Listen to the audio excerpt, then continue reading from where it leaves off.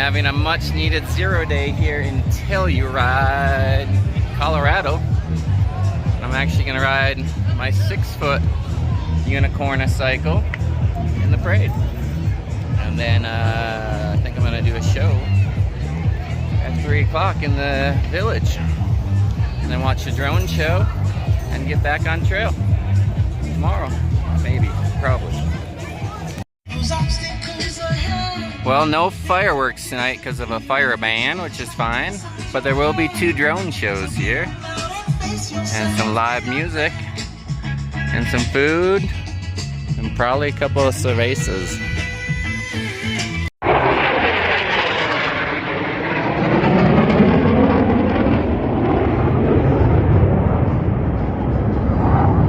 America!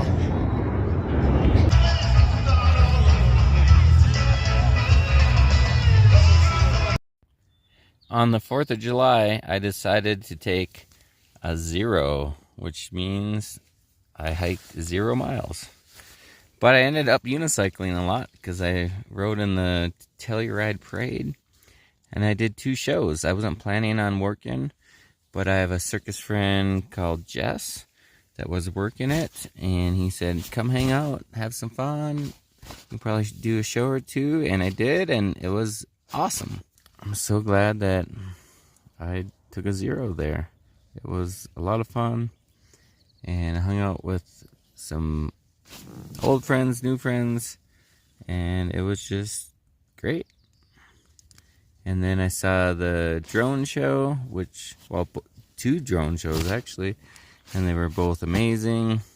Holidays are going to be hard for me from here on out because my sister's not here, and it's just going to be hard.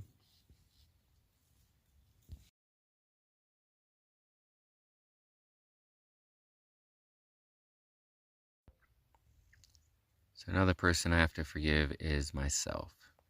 And this is about losing my best friend and losing my sister.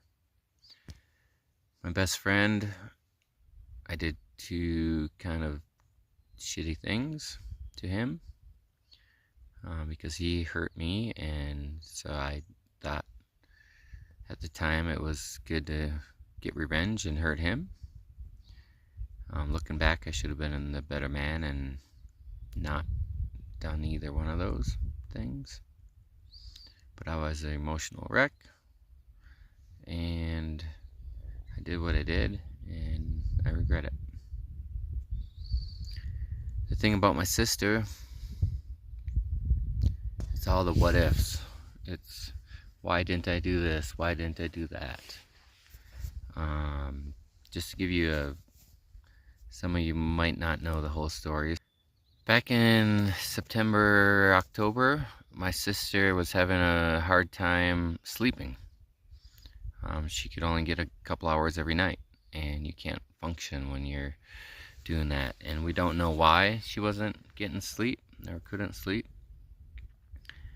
But she went to the doctor, and the doctor prescribed her Ambien, and she started taking that for months and months, and like it was so bad that she stopped working. She took leave of absence, and I didn't even know that she was sick until the beginning of December. My dad told me.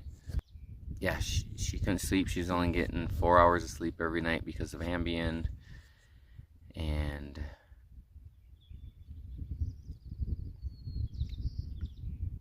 when I found out, I called her and I'm like, hey, what's going on? And she told me, you know, she couldn't sleep, and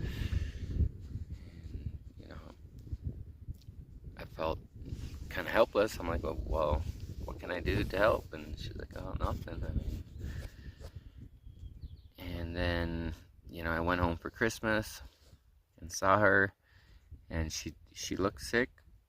She lost some weight, and I knew she wasn't feeling well,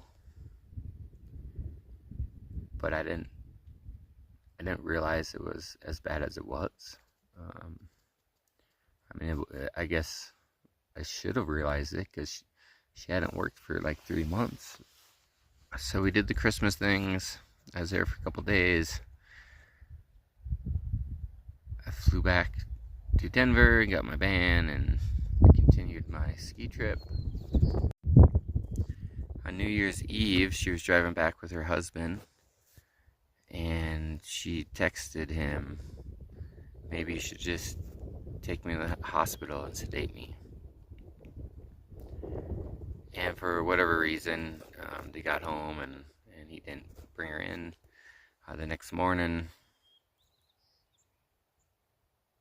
Mark woke up, saw her sitting by the kitchen table, and asked if she was all right. And she said, same. And he's like, all right, well, I'm going to go back to bed. So he went back to bed for a couple hours. And then Ashton, her kid, woke up, couldn't find her, and woke up Mark saying, I can't find Mom. And so Mark got up and started looking for her and called the cops because he knew that she was suicidal, and looked everywhere, and then saw a suicide note, and then eventually he saw that the shed was cracked open, so he went in there, and there she was. She had used a gun that they'd recently bought for protection or whatever, and she was gone. So I knew she was sick for a couple weeks before it all went down. I didn't know how severe it was, but I did know it was bad enough where after getting back to Colorado, I sat down at the library and I wrote her a 4-page letter saying she should get off Ambien, telling her, call me anytime, and I mailed it. And she never got it in time, and that's one of the biggest regrets I ever have in my life. Why didn't I just call her or text her? I just thought writing a handwritten letter would have more effect.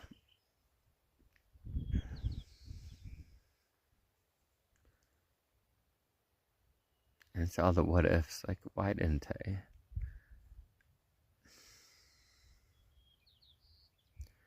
I was talking to her on Christmas Day down in her basement. And she, looking back, she mentioned something like, oh, maybe they'd be better off without me. And I, looking back, like, that was a clear sign.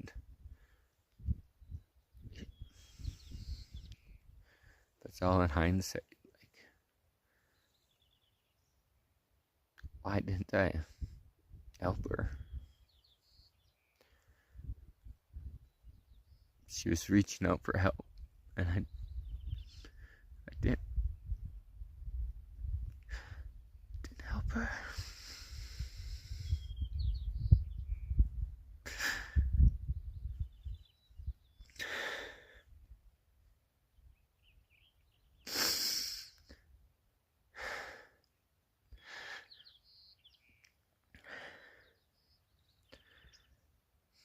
And then that night I slept in her basement. And I went to bed, and I woke up around like midnight, and she was down there, like, putting more blankets on me. And I just acted like I was asleep.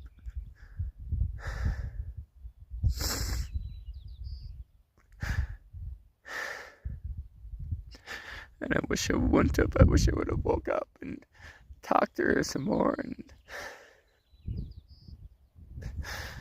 try to figure things out.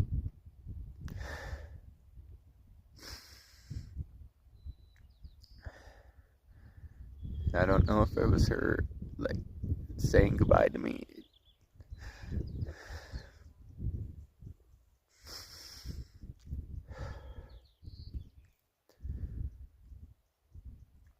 But I have to somehow forgive myself for not helping her when she needed help the most.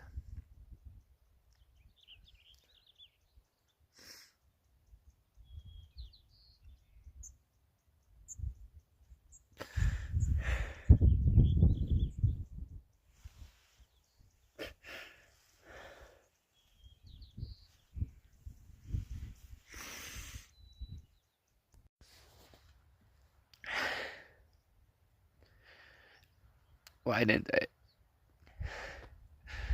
Why didn't I help her?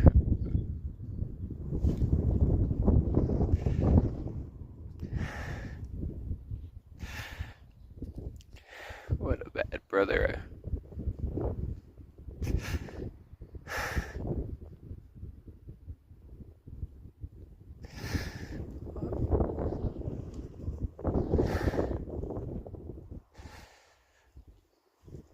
What a fucking bad brother.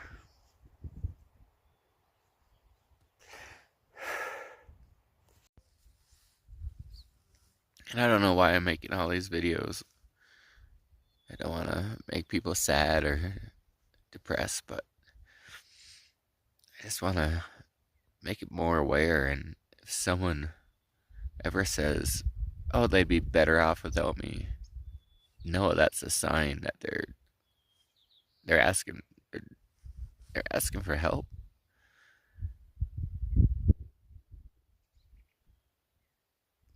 So help them.